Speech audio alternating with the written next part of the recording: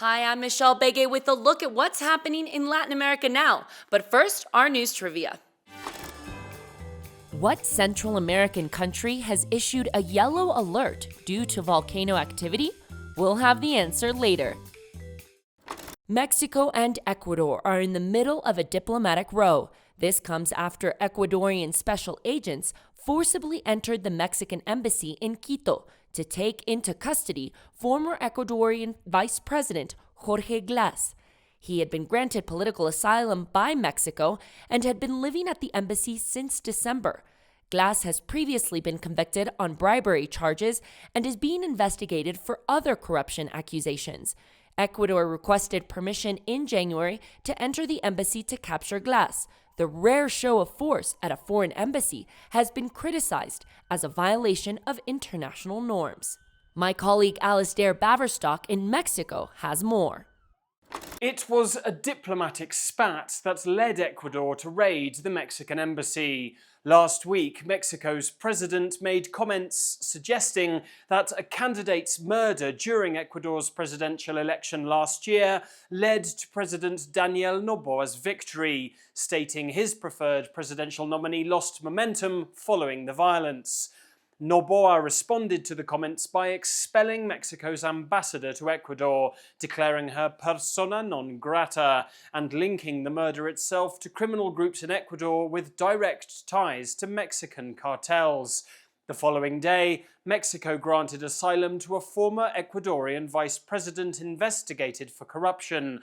Ecuador sent troops into the Mexican embassy in Quito to capture him. The fallout was swift. Mexico cut diplomatic ties with Ecuador, world leaders condemned Noboa's violation of the Vienna Convention, and the raid will be taken to the International Tribunal at The Hague, a diplomatic scuffle that quickly spiraled out of control.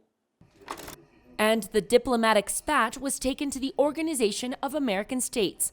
On Tuesday, Ecuador made its case stating Mexico granted asylum to a fugitive involved in alleged government corruption.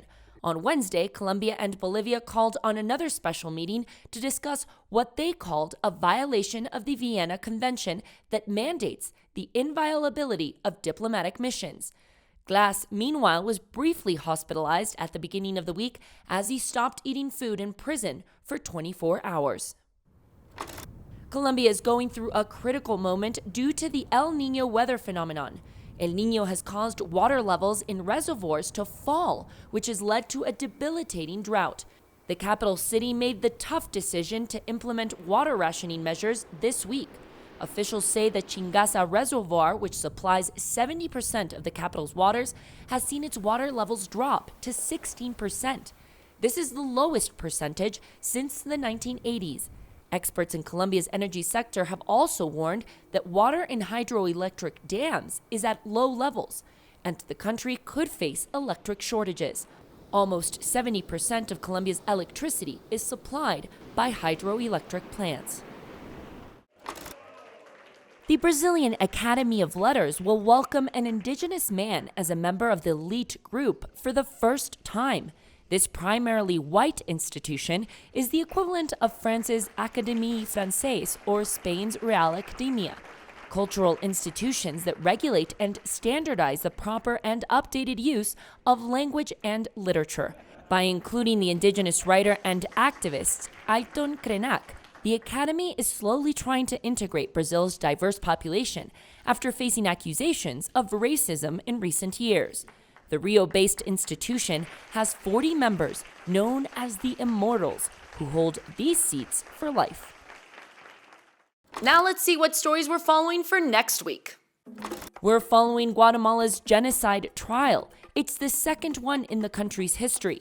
Indigenous survivors of Guatemala's civil war are recounting the horrors of massacres that were allegedly committed by the military.